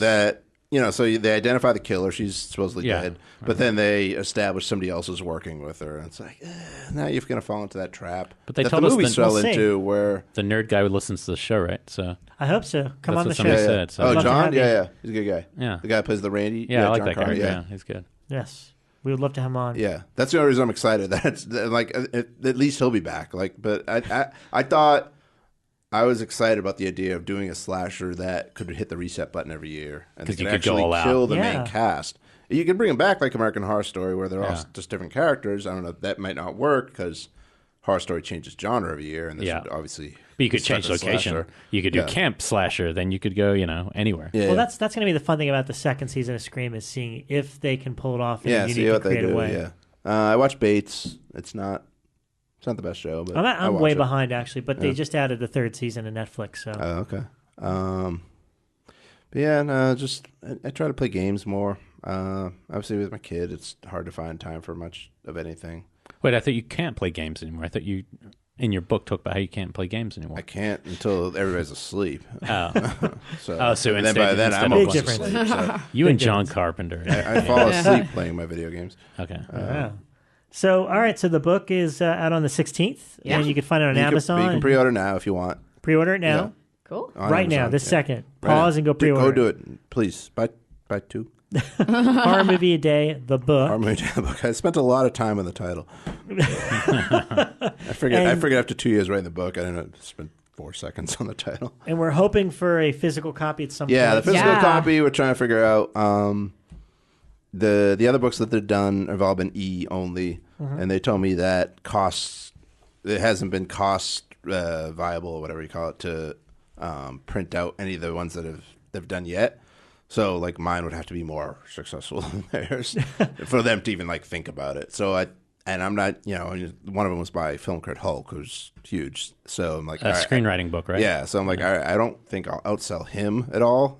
So if they wouldn't even do it for his, they probably won't do it for mine. So I think what will probably end up happen for the physical book is that a couple months down the road, I will do like a Kickstarter as a form of pre-order. Yeah. Because the book's already written, you won't get screwed. Basically, it'll just be like to gauge who wants it, because it won't be cheap because it's a big book. Yeah. So it'll probably be like $30, $35. No, that's fine for something like this. Yeah. So, but yeah, I mean, the book's kind of designed for print more because, like you were talking about, like flipping through. Yeah. Like this is a book you want next to your toilet. Like this is really something. I That's mean, where it's it set up. belongs. It's set up like today's movie is Jacob's movie. It's My Super Psycho Sweet 16. I hope I Nice. said that right. I thought that was actually really fun. I still haven't seen it. Yeah. I've never Yeah. seen No, it. it's really good. Considering, as an MTV slasher movie, like, all right, well, whatever. But it was Yeah, how did really he not enjoyable. end up directing one of the Scream episodes? Yeah. That's Yeah. bizarre. Yeah, I don't that know. is He's a strange. no-brainer. So like you can flip to whatever day that year it is and watch that movie, but it's not tied to it. It's not like there's see, a it's so Christmas exciting movie on because you want to find Christmas. out your birthday movie. Yeah. You're like, ooh, what's your birthday? Yeah, and what's exactly. your, But I mean, I know for me when I grab Ebert or Malton or any of those guides like that, first thing I do, I flip to see what they say about my favorite movies. Yeah. And you're not probably going to find your favorite movie in here because it's like mostly obscure stuff. But in that same thing, you want to just kind of like flip through and just like see what catches your eye. Yeah. And on the Kindle, you can flip. It's just very different, Different type, Especially yeah. if you want like the last movie of the month. It's like, Right. well, you gotta take a while. I think instead of book, you need one of those things that they have those little calendars where you rip off the front that's page. seriously, Oh, if I yeah. didn't write so much, that's exactly what I wanted Yeah, to it's do. like Yeah. those things are really. It could just be a Calendar. reflection in the title, and Yeah. it's just that way you rip it off every day. You That'd check out be the movie. amazing. That would be a cool thing. you know? Yeah. Should look into that if you could do like custom desk You calendars. can. I get 5%. Yeah. I don't care what you do. I get 5%. Kane's making his money. It's on radio. Well, thank you so much for coming on the show. And yes, please pick up the book digitally, and we will keep you posted on a physical copy of it. From what I've seen, it's. I mean, obviously, I loved reading the site. It's a lot of fun to see you kind of give your commentary now, looking back at your reviews. So, yeah, super cool It is. stuff. It is designed to. I mean, if you don't want to You could just read it. Like I spent a lot of time making it just readable. Like it's not like you don't sit there and read a Malton guide. Yeah, You might yeah. if you have certain issues, but you can actually just sit down and read this if you want. It kind of works that way. Yeah. Yeah, but see, I can never read something unless I see. I'd have to stop and watch each, make sure I've either Yeah. seen it or Yeah. I can't do it. You're going to make Devin very jealous because you'll be a published author. The professional jealousy on that site, it's going to get crazy. You hear me, Derek? Yeah, you tell your brother. It's going to get crazy up there. Brian's very quiet about this. I can't say anything bad about my boss. Oh, okay. No, he should. I want him to do an apes book. I mean, he loves the apes, and he has so much to say on those, and I would be thrilled to get a freaking Devin versus the Apes book. Well, I guess they're still I'm they're still pitching making it right them. now. Yeah, maybe that's what he's waiting for. Devin. Stop making apes movies so Devin can write a book on them. Star Trek, dude.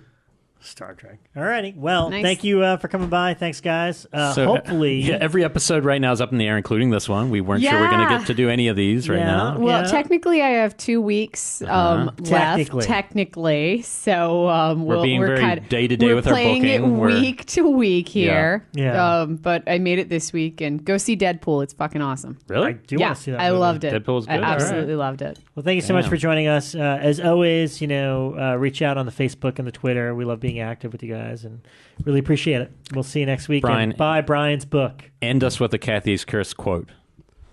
The greatest quote in cinema history. Let me set it up, Yeah. if I can. There's a medium, a psychic, and trying to help what's wrong with Kathy, who's been possessed. And Kathy, possessed little girl, 7 or 8 years old, replies, "Medium, more like extra rare piece of shit." Doesn't make a word of sense. I want that to be So Chucky. The good. next Chucky movie Yeah. is she gets to take Kathy's curse, goes into Chucky. It's the my greatest God. movie ever made. I hope you're listening, Mancini. Beautiful. There you go. Beautiful. All right. Please Thank watch you. Kathy's Guys, Curse. next Kathy's week, Curse is a hopefully. masterpiece.